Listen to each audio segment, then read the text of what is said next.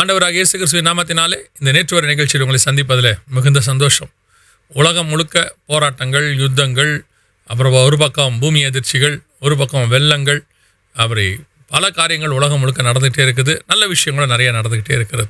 இதுக்கு நடுவில் இதையெல்லாம் கவனிக்கிறதுக்கு ஜனங்களுக்கும் பிஸி, ரொம்ப நேரமே இல்லை. வசனம் நிறைவேறதை பார்க்குறதுக்கும் அவங்களுக்கு நேரமே இல்லை. ஸோ இதை தான் ஆண்டவர் ஏற்கனவே சொல்லி வச்சிருக்கிறாரு. அதாவது ஜனங்கள் உணர்வில்லாத இதயத்தில் இருப்பாங்கன்னு சொல்லி. இப்போ அந்த காலகட்டத்துக்கு நம்ம வந்திருக்கிறோம். நமக்கு ஆண்டவர் இதை பார்க்கறதுக்கு ஒரு நல்ல வாய்ப்பை கொடுத்துருக்கிறாரு. ஆவியானவர் அதுக்கான வெளிச்சத்தை கொடுத்துருக்கிறார்.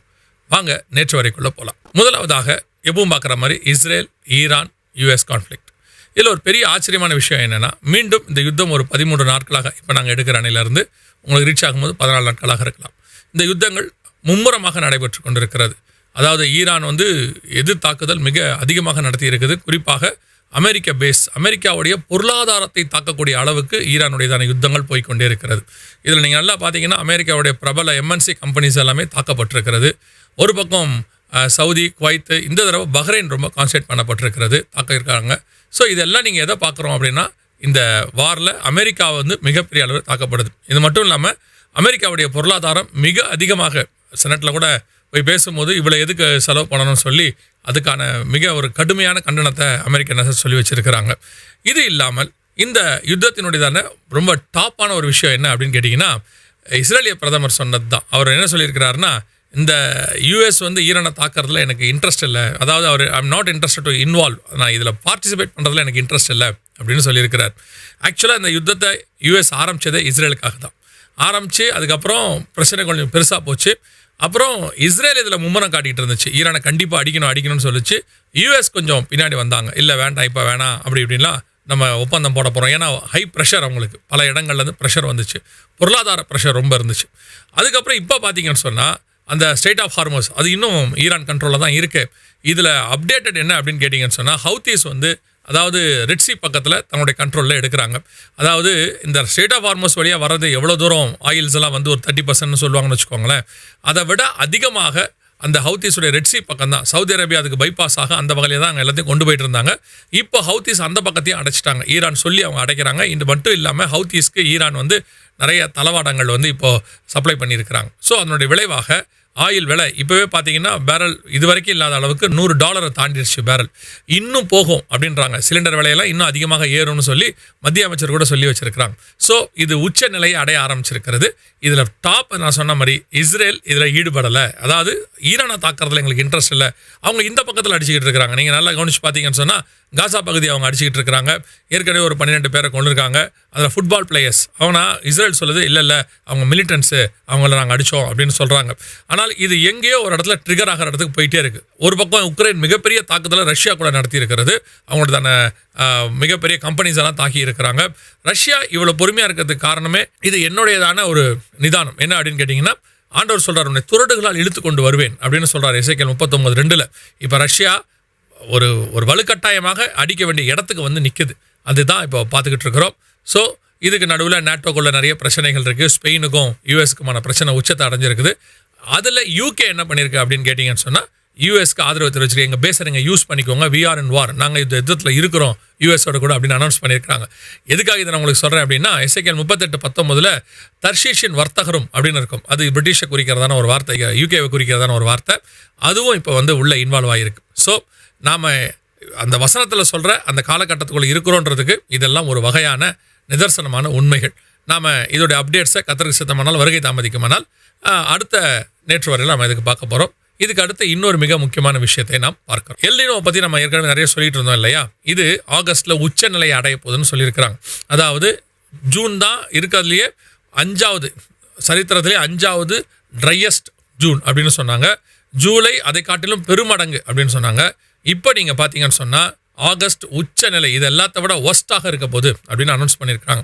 ஏற்கனவே இப்போவே நமக்கு 39% வாட்டர் லெவல் குறைஞ்சிருக்கு அப்படின்னு சொல்கிறாங்க. யூஸ்வலாக இருக்க போன வருஷத்தை இருந்ததை விட 39% குறைஞ்சிருச்சு வாட்டர் லெவல் அப்படின்னு. பல ஏரிகள், குளங்கள் எல்லாமே ட்ரை ஆகிடுச்சு. தஞ்சாவூர் பக்கத்தில் நீங்கள் பார்த்தீங்கன்னு சொன்னால் பல இடங்கள் ட்ரை ஆகிடுச்சு அப்படின்னு சொல்கிறாங்க. இன்னும் இப்போவே நீங்கள் உங்களுக்கு நார்மலாக புரியறதுக்காக உங்களுக்கு சொல்கிறேன். நீங்கள் பார்த்தீங்கன்னு சொன்னால் சாதாரணமாகவே 40°C தாண்டிக்கிட்டே இருக்குது. எல்லா இடத்திலும் ஃபீல்ஸ் லைக் 45 அப்படின்லாம் இருக்கும், 35, 37 அப்படின்னு இருக்கும், ஃபீல்ஸ் லைக் 45ன்னு இருக்கும். நார்மலாகவே மக்கள் இப்போ நைட்லேயே தூங்குறதுக்கு ரொம்ப கஷ்டப்படுற அளவுக்கு தானே உஷ்ணம் இருக்குது. இது நம்ம போன்ற நாடுகளில் சொல்கிறோம். இது இல்லாமல் குளோபல் வார்மிங், அப்புறம் கிளைமேட் சூடு, இது எல்லாமே ஐரோப்பா அந்த பகுதிகளை முழுவதும் மிகப்பெரிய பாதிப்பை ஏற்படுத்தியிருக்கு. அதை நம்ம பார்த்தோம்.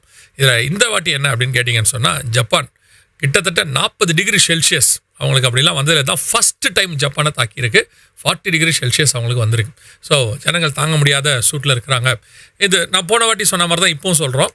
இது ஓவரால் குளோபல் வார்மிங், உலகளாவிய சூட்டுக்கு உலகம் போயிட்டுருக்கிறது. அதாவது பூமியானது அக்கினிக்கு இறைய வைக்கப்பட்டிருக்கு இல்லையா, அந்த சூட்டை நோக்கி 1 டிகிரி ஏற்கனவே இன்க்ரீஸ் ஆயிடுச்சு. குளோபல் வார்மிங்கோடைய நார்மல் 1 டிகிரி இன்க்ரீஸ் ஆயிடுச்சு. அதாவது பாரிஸ் மீட்டில் சொன்னது 1.5, இது 1 டிகிரிக்கு மேலே தாண்டிடுச்சு. இப்போ யுத்தங்கள் போயிட்டுருக்கு, இன்னும் 2 டிகிரிஸ் ஆகிடும். ஸோ நாம் வந்து அந்த 2 பேரின் புஸ்தகம் 3, 10, 12 இடத்துக்கு நம்ம போய்கிட்டே இருக்கிறோம். கர்த்தர் சொன்ன இடத்துக்கு நம்ம போகிறோம். ஆனால் இது எல்லாமே நீங்கள் நல்லா கவனித்து பார்த்தீங்கன்னு சொன்னால், ஆண்டவர் சொன்ன தீர்க்க தரிசனத்தினுடைய நிறைவேறுதல் நோக்கி தான். அதாவது தீர்க்க தரிசனம் உரைச்சால் இது நடக்குது அப்படின்னு சொல்லலை. ஏற்கனவே ஆண்டவர் இதெல்லாம் நடக்க போகுதுங்கிறத நமக்கு முன்னறிவிச்சிருக்கிறார். எச்சரிக்கை. தீர்க்க தரிசனங்கிறது எப்பவுமே நம்மளை காப்பாற்றுவதற்காக கொடுக்கப்படுகிற எச்சரிப்பை, பயமுறுத்துவதற்காகவோ அல்லது கர்த்தர் தான் கர்த்தர்னு நிரூபிக்கிறதுக்காகவோ தீர்க்க தரிசனம் கிடையாது. கர்த்தர் இப்படிலாம் நிரூபிக்க வேண்டிய அவசியம் அவருக்கு கிடையாது. ஜனங்களை காப்பாற்ற வேண்டும் என்பது தேவனுடைய திட்டம். நினிவே ஜனங்களுக்கு ஏன் முன்பாக சொல்லப்பட்டது? அவர்களை மீட்பதற்காக. ஏன் ஆகாப்புக்கு முன்பாக சொல்லப்பட்டது? அவர்களை மீட்பதற்காக. அதே மாதிரி தான் இதுவும் முன்னாடியே ஆண்டவர் நம்மளை சொல்லி காப்பாற்றுவதற்காக இதையெல்லாம் சொல்லி வச்சாரு. இப்போ அப்படியே எழுத்துக்கு எழுத்து அப்படியே 100% நிறைவேறிட்டு. ஆனால் இதை தாண்டி நாங்கள் இப்போ சமீபத்தில் நான் சொல்கிறது இந்த நேற்று வரை எடுக்கிறதுக்கு முன்னாடி ஒன்று பேசிகிட்டு இருந்தோம். அதை தான் கடைசி பாயிண்டாக இந்த நேற்று வரை நான் சொல்ல விரும்புகிறேன். இந்த கடைசி பாயிண்ட் என்னன்னு கேட்டிங்கன்னா, இவ்வளோ விஷயங்கள் நடக்குது இல்லையா, இது உலகத்துக்கு அவங்க வந்து உலகத்தின் விதத்தில் சீரியஸாக இருக்காங்க. குளோபல் வார்மிங்காக இருக்கட்டும், எல்னினோவாக இருக்கட்டும், வாராக இருக்கட்டும், அல்லது வந்துட்டு எக்கனாமியாக இருக்கட்டும், அவங்க வந்து பார்த்திங்கன்னா அவ்வளோ கான்ஷியஸாக டேட்டாஸ் கொடுக்குறாங்க. எத்தனையோ தொழிலதிபர்கள் நம்ம மோசமான கண்டிஷனுக்கு போகிறோன்றாங்க, யுத்தத்தை பற்றி பேசுகிறாங்க, நிறுத்தத்தை பற்றி பேசுகிறாங்க, இப்படி நிறைய விஷயம் சொல்லிகிட்டு இருக்காங்க. ஆனால் எங்கேயாவது திருச்சபையை நல்லா கவனிச்சு பார்த்தீங்களா? திருச்சபை இதை பற்றின அக்கறை எதுவுமே அவங்களுக்கு இருக்கிற மாதிரி இப்போ நீங்கள் பார்க்க முடியாது. திருச்சபைனா I'm not based up on the denominations or any churches. நான் சொல்கிறது நாம் விசுவாசிகளை குறித்து தான் சொல்கிறேன். நாங்கள் எப்போவுமே சபை என்பது விசுவாசிகளை குறித்து மட்டும்தான் பேசுகிறோம். அப்போ நமக்கு இதுக்கான ஏதாவது ஒரு அவேர்னஸ் இருக்கான்னு பார்த்தீங்களா? அதாவது உலகத்துக்கு இருக்கிற அவேர்னஸ் கூட இது உலகத்துக்கு சொல்ல வேண்டிய நமக்கு இல்லை. பைபிளை கையில் வச்சுருக்க நமக்கு இல்லை.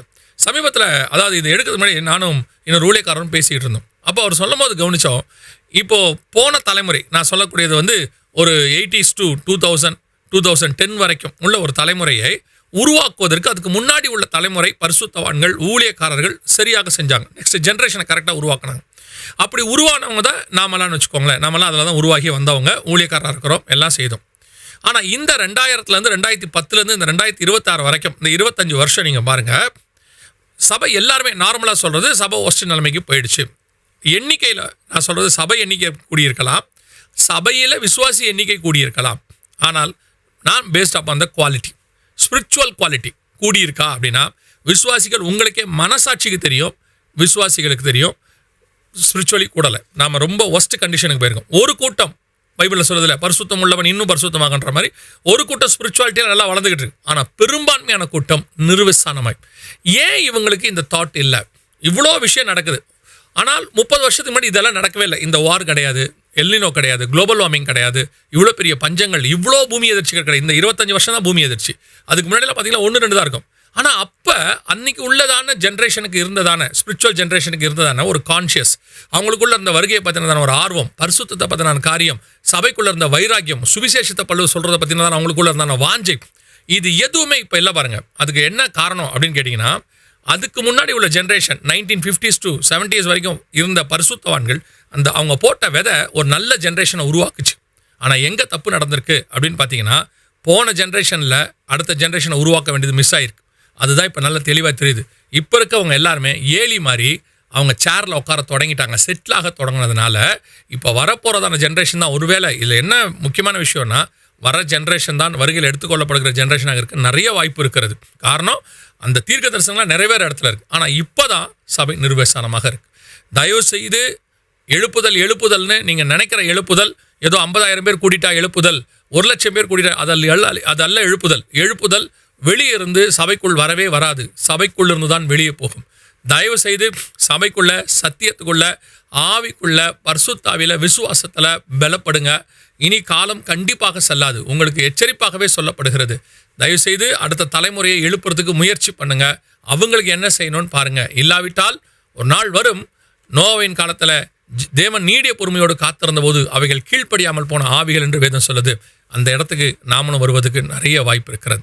கர்த்தருக்கு சித்தமானால், வருகை தாமதிக்குமானால், இன்னொரு நேற்று வரை வழியாக உங்களை சந்திக்கிறோம். God bless you.